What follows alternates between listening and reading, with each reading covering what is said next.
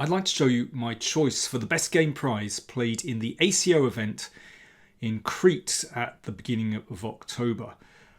Before we take a look at the game, I want to let you know about the ACO events taking place on the Greek island of Kos in May in 2023. So the ACO, that's the Amateur Chess Organisation. So first of all, there's the World Super Senior Championship. That's for those aged 65 or over. And following that, there's the ACO World Amateur Chess Championship, and I'll be attending that one. These events combine chess with a holiday, a vacation. They're in a beautiful 5-star hotel. I mean, it really is an absolutely stunning location by the sea. There's a really friendly atmosphere. Apart from the tournament itself, there are lots of side events like blitz tournaments, Simmel. There's an excursion on the free day. There's game analysis and seminars from grandmasters, including me. And really, I can't recommend these events highly enough. They're really well organised and they're very good fun. I'll be there, so come and say hello. And there is an early bird discount if you book the hotel before the end of November. So do check out the links below in the comments section. Right, on with the game. So this was played between Andreas Gerlach and Ingo Rewerts, two German players. And it starts off fairly gently with a Reti opening. I have to say, what I like about this game is that the winner basically decides from the start he's going to attack. And fortune definitely favours the brave. So white employs a double fianchetto, and of course this is very solid, certainly not bad at all. But it does grant your opponent more attacking options if you don't sort of claim the centre right at the start. And this setup for black is very respectable, of course. It's a kind of reversed Torre or London system, but really solid and nice development of pieces. Now, you could say the normal move here is to play e6 and then bring the bishop out to one of these squares, but black plays something a little different. Queen c7, I think, is the first indication that black is intending to play very aggressively.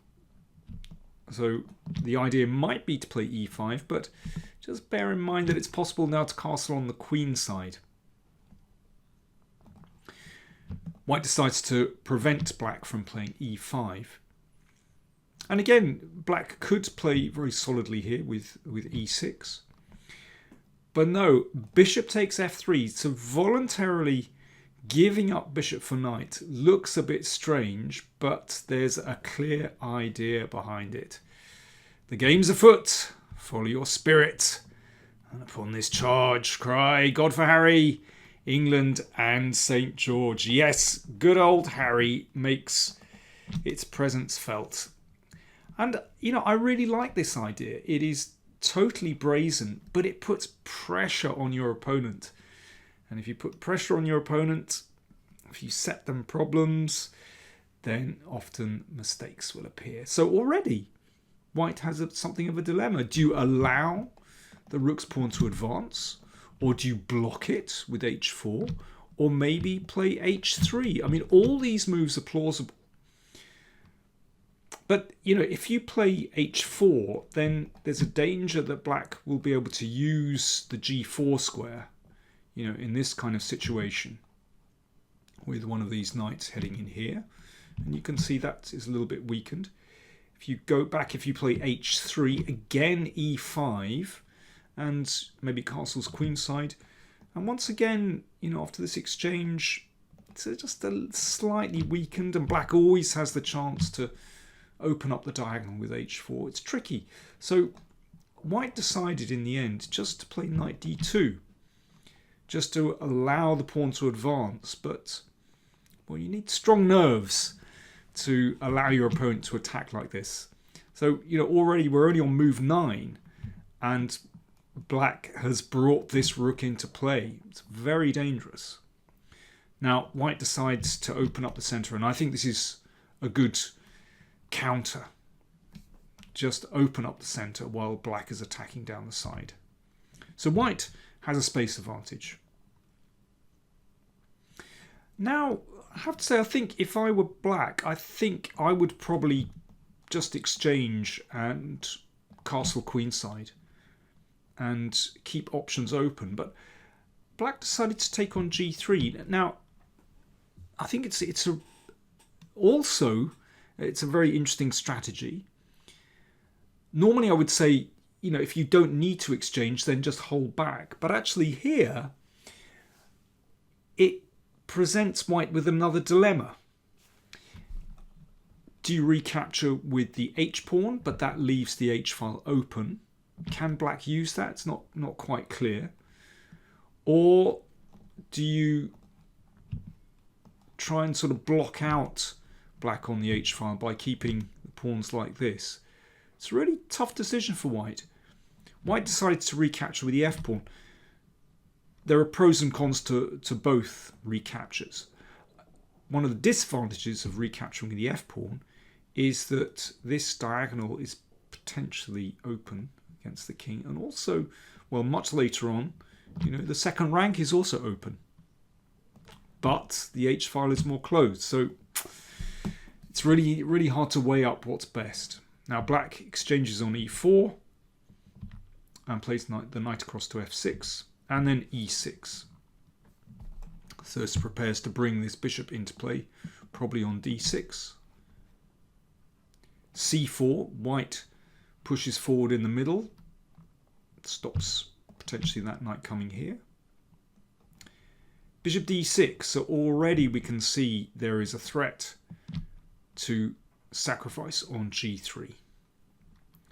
And white decides, okay, I'm just going to nudge the queen across to defend the pawn on g3. Also, the queen steps out of the d file as well, which is probably wise, because after castle's queenside, yeah, you don't want the queen to be sort of in the rook's beam on the d file.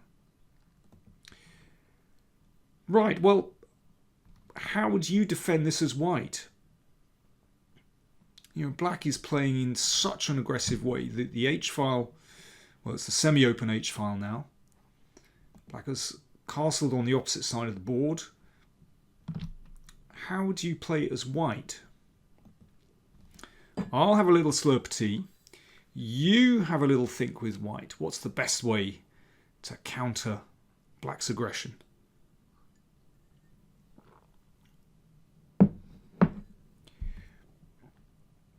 Well, white decides to break in the middle. I think trying to open up black's king, which is, I think, a very understandable reaction, but probably not best. Actually, I think playing the pawn to b4 is a good reaction. And looking to advance at some point with b5, perhaps c5 and then b5, to try and open things up on the queen side. But d5, well, it's quite typical. Also looking to get this bishop working. Also opens up this diagonal too. But actually, black reacts very well. First a check. There you go. That shows that the king is just a little bit exposed here once the f-pawn recaptures. E takes d5. And now here is white's idea to exchange on f6 and then take on d5, looking to open up the c-file. So this is extremely dangerous. And for the moment, white's king looks fairly secure on this side of the board. So it's an interesting idea. But I really like black's next move, and that's queen to d7. So a nice shift of diagonal. So with the devastating threat of checking on h3. So the h-file looks like it's coming good. And I had quite a long look at the game afterwards with the players. I thought it was a really interesting position because here white played h4. But we were also looking at G4, which looks a bit loose, but we found it very hard to crack. But actually, there's a very nice idea here. I just want to show you this. So this didn't take place. This didn't happen.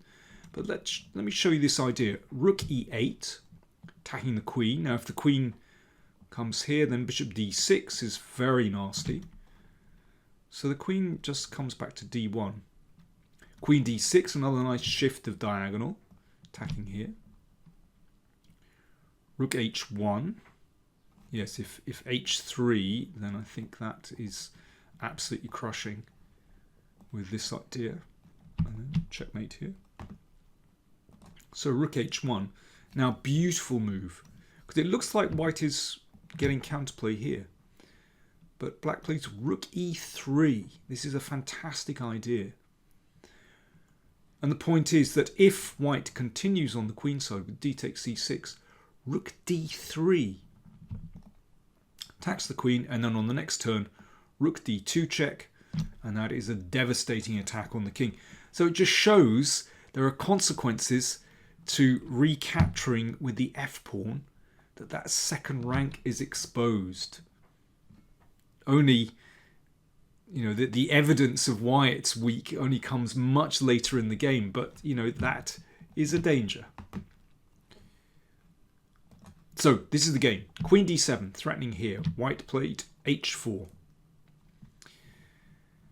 And here black could have actually played Rook takes pawn, but white can put up some kind of defense with Rook H1. Instead, Rook G8 was played. Also looks very threatening, just looking at that weak point on G3. White exchanged on C6. Black recaptured. So this is really tricky. Neither king looks particularly safe in this position. Suddenly, you know, the c-file looks really creaky, and that bishop might be coming into the game. And white played what looks to me like a very natural move, and that was to play Rook C1. You know, trying to get in on the c-file. But I'm afraid this was met with an absolutely crushing move. Incidentally, for those of you who would like to know, in fact, bishop e4, my computer tells me that bishop e4 and white is still in the game there. But anyway, Rook c1, the very natural Rook c1 was played, and now Rook takes pawn is absolutely crushing. Obviously there's a pin there, and the threat is Queen h3, and there really is no good defense to that. If Rook takes bishop, then this is nice. The queen swoops in, check, and, well, that wins the queen for starters, and then there'll be a horrible attack after that. I mean, there really is no defense here. Rook h1 was played, but after Rook takes, that is the end. If Queen takes h1, then Queen d2 is crushing. Again, the second rank is exposed. If the king comes back, then Queen f2 is mate. If the king comes up there, Rook h8 looks pretty bad. After Rook takes, well, white tried bishop g4. I mean, this is just hopeless. Queen takes, king takes, Queen f3 check, and mate next move. Well, let me just show you that. Obviously, the king can't step here because the bishop is there, and if the king comes up, that will do nicely. That was a classic Harry attack on the h-file. It's kind of fitting that, you know, that would be the final move, Rook h8 with mate on the rook's file. Yeah, a classic Harry attack, but with some really nice touches along the way. And I think most importantly, black never flinched. Black never hesitated about the attack. You know, if you back down and defend on the other side of the board, then you can get into trouble. But black always maintained the pressure, kept making threats, and white cracked in the end. So yeah, I think a very nice best game prize as far as I'm concerned. So again, do check out the links for the ACO events in Kos in May 2023. Thanks for watching.